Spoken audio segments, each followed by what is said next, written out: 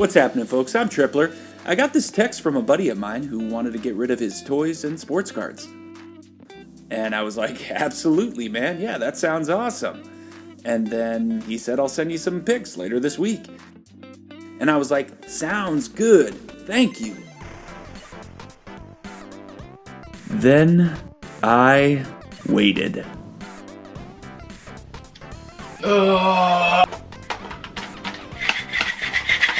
Let's do this! Woo! Yay! The one thing, the only thing that can stand in my way.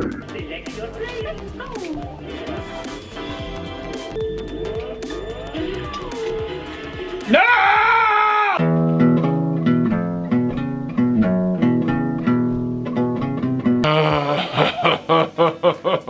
Waiting for an eternity for a text.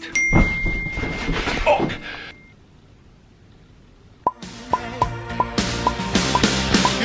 Yeah.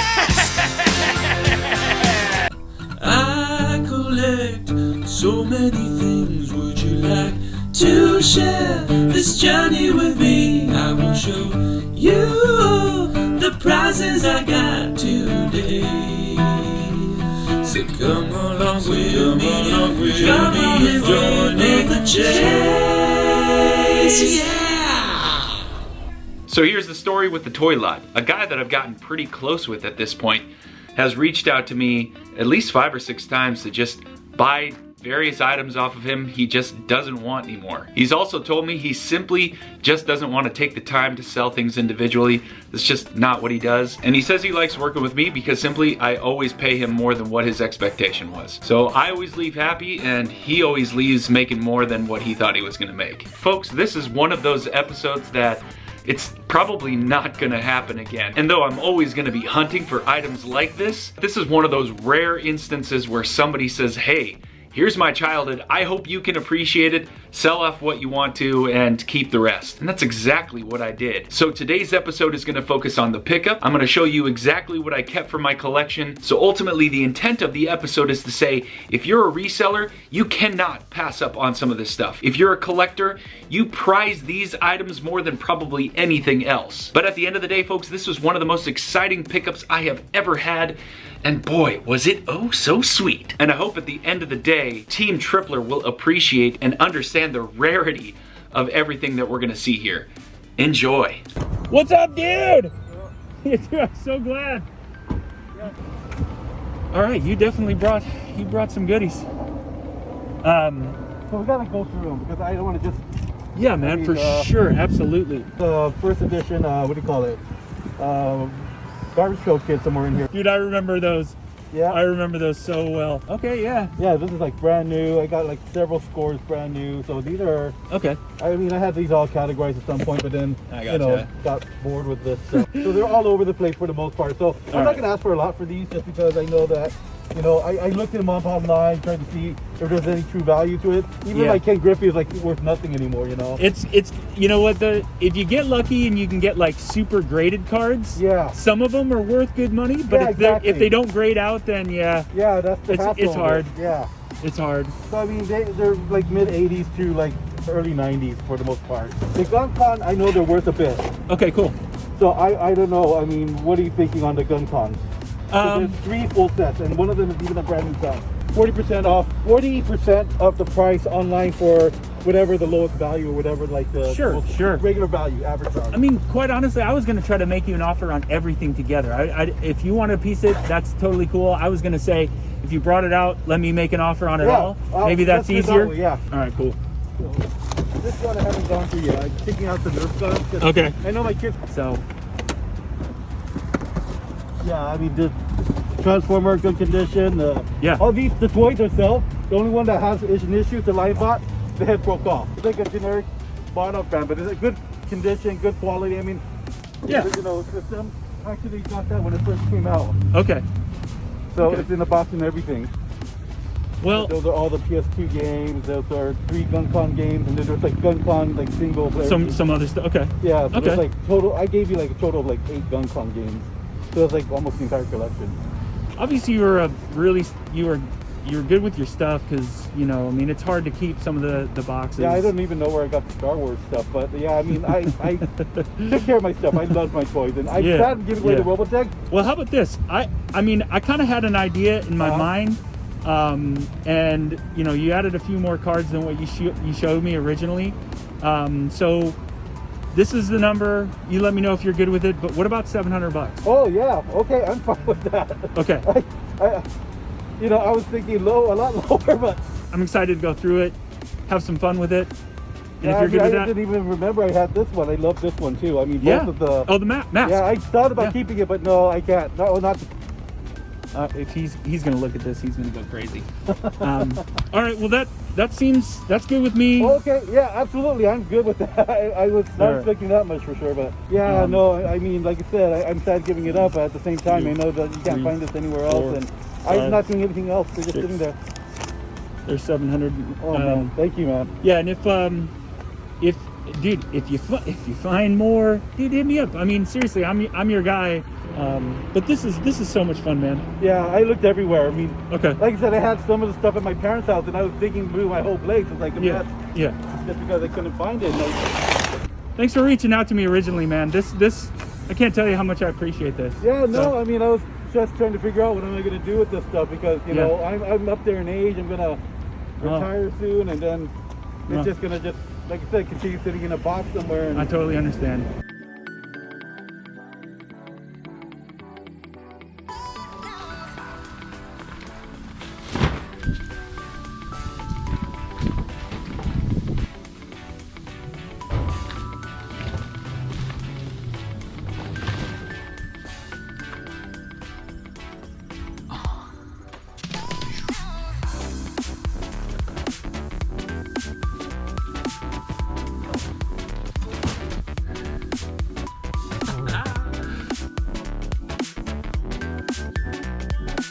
Sick shot.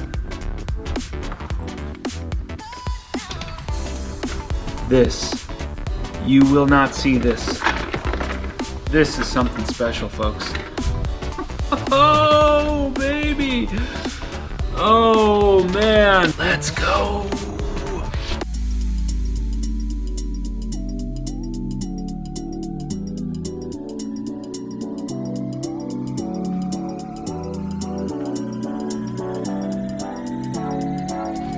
So by far one of the greatest toy pickups, I mean, it's the greatest toy pickup I've ever had.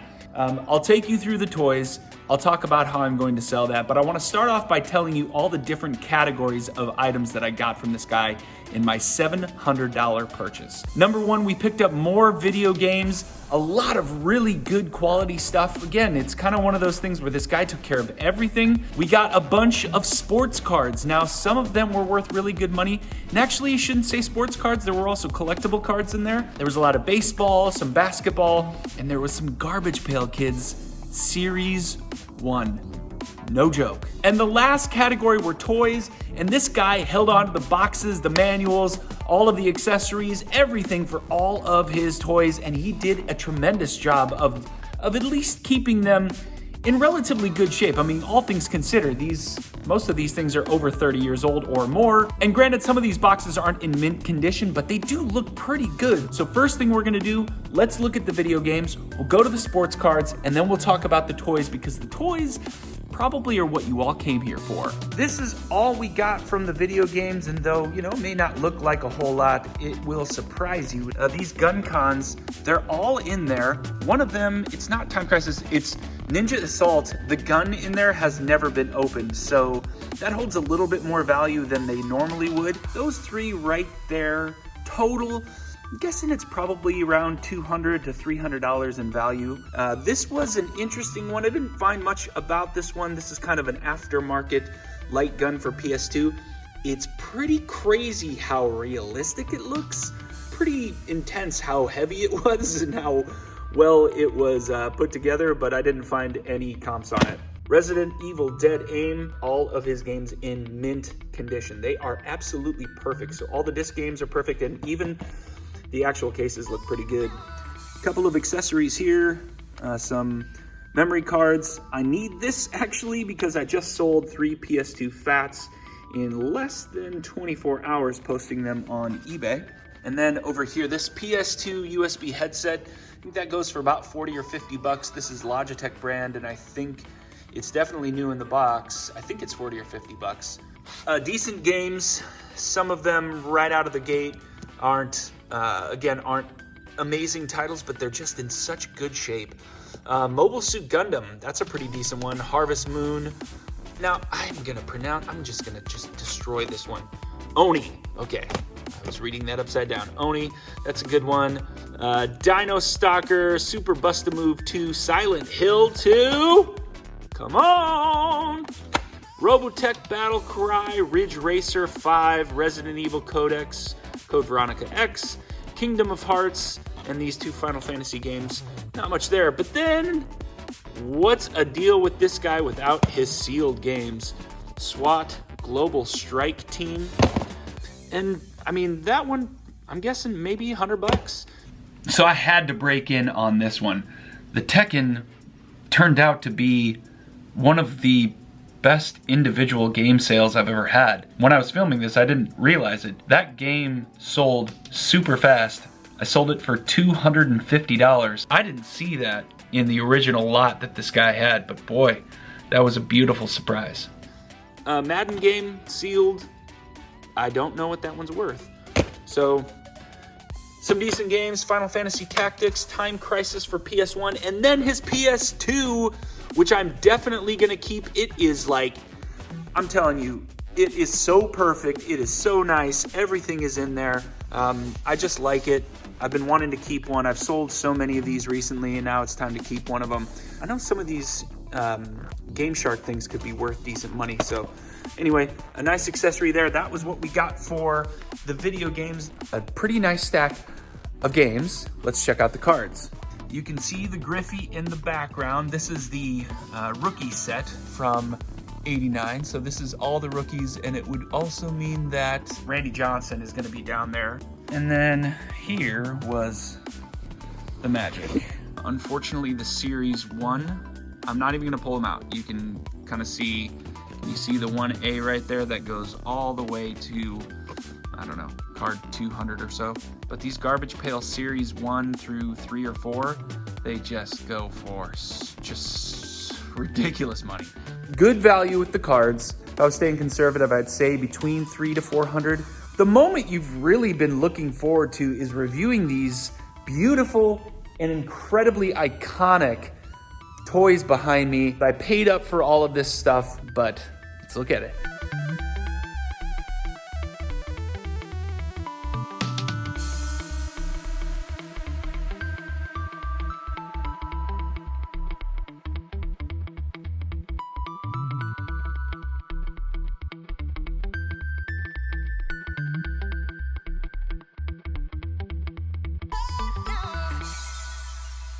All right, we have Omega Supreme, and I will be keeping Omega Supreme. It is in gorgeous condition.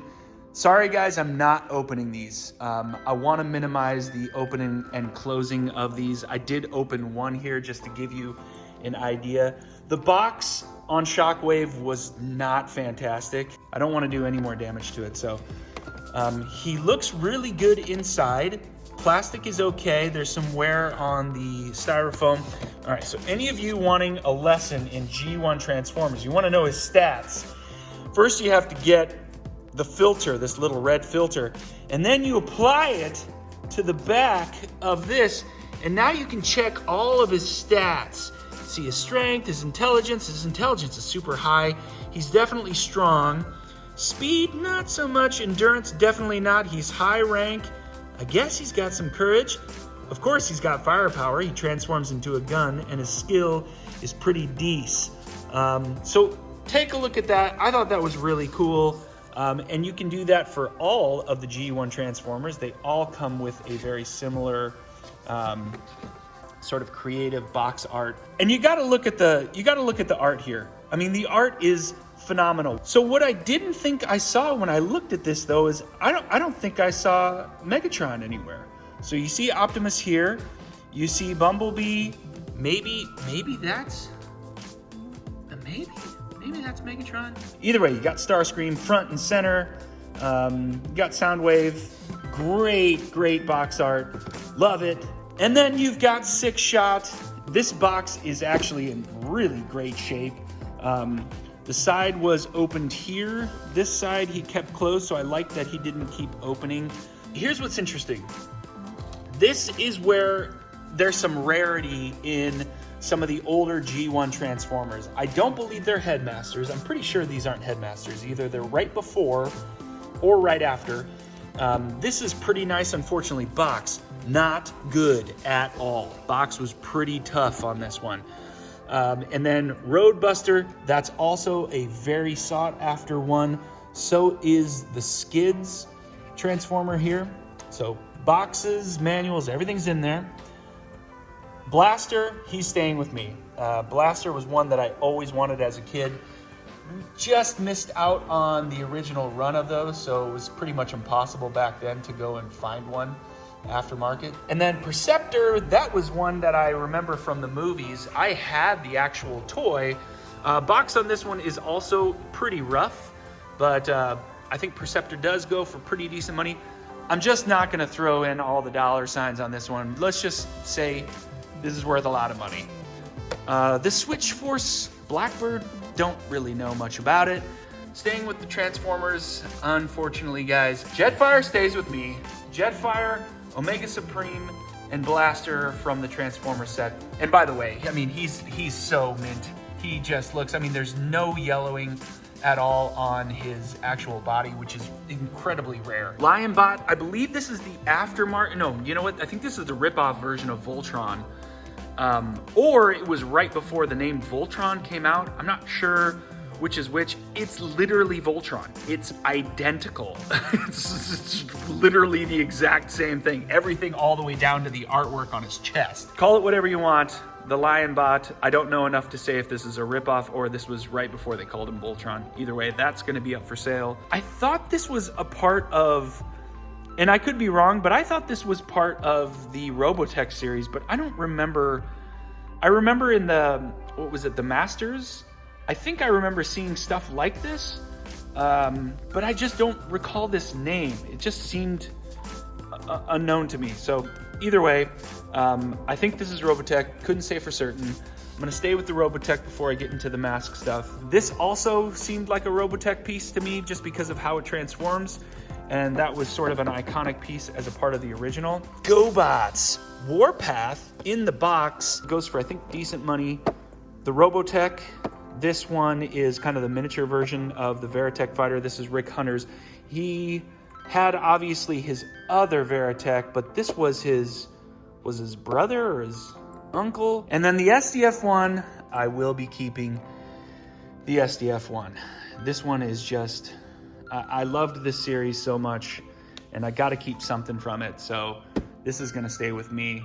Cassette Man will be sold. And then on the mask stuff, Switchblade, complete. Firefly, complete. Stinger, complete. Bullet, complete. Vampire, complete. And then some loose manuals and a handful of stickers and things like that. So he threw this in as well. That is the lot. And it's amazing. It is so beautiful. I don't even know what to say. We'll see how this goes. We'll start selling a few of the Transformers off. We'll move into the mask. And then, yeah, we'll just have some fun with it. That is what I'm talking about. And that was today's episode, folks. I'm gonna show you some of the goodies that I took from that toy lot, kept it for the collection. You can see a few of them already up here. It's just so worth seeing them one more time up close. I don't really talk a lot about the collection, but there is a reason why I keep each individual piece. Sort of the criteria of what I keep and why I keep it is really based, of course, the undertone is nostalgia. Sometimes there is something a little bit deeper that goes into some of this. As an example, so this one right here reminds me of my brother. My brother John is incredibly special to me, very important to me.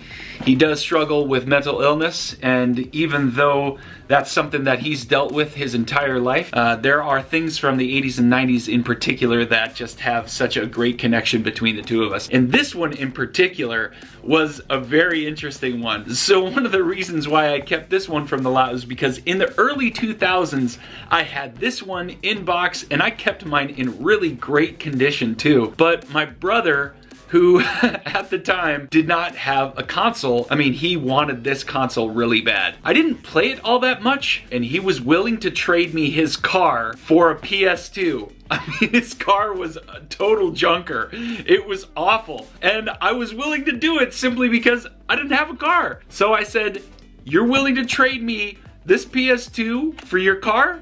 And he says, "Right now, I'll do it." The only thing I had to do was drive him back home. I had to drive him 2 hours home, which I was willing to do. So I got his car.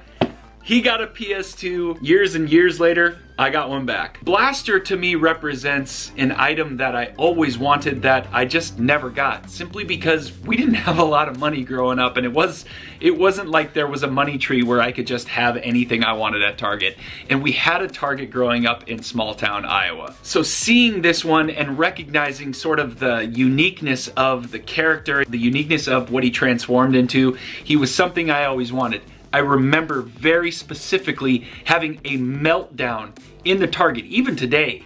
I remember the meltdown I had with my mom. I remember my mom looking at me saying, maybe if you had a better attitude, there'd be a better chance of getting this. Years later, that story still rings a bell, and this is sort of a representation of not always getting exactly what you want. Now, Jetfire was one of those that I definitely couldn't afford back in the day, but a lot of my friends had it, and I loved playing with it. And I also had a family member who had this one as well. And that family member really didn't like me playing with his toys. In fact, anytime I was playing with his toys, he had to watch me play with his toys. It just reminds me of how rare it is that especially a kid of the 80s would keep the box, would keep all of the items, and keep it in pristine condition, because there were only a few people I knew who ever did anything like that. Omega Supreme was one of those Transformers that when growing up, you definitely needed Santa to help out, maybe Grandma to help out, anybody you could to help out to get this particular one. And I made a deal with my mom that I would save up, I would do chores, I would do all these things that I could to actually get this one.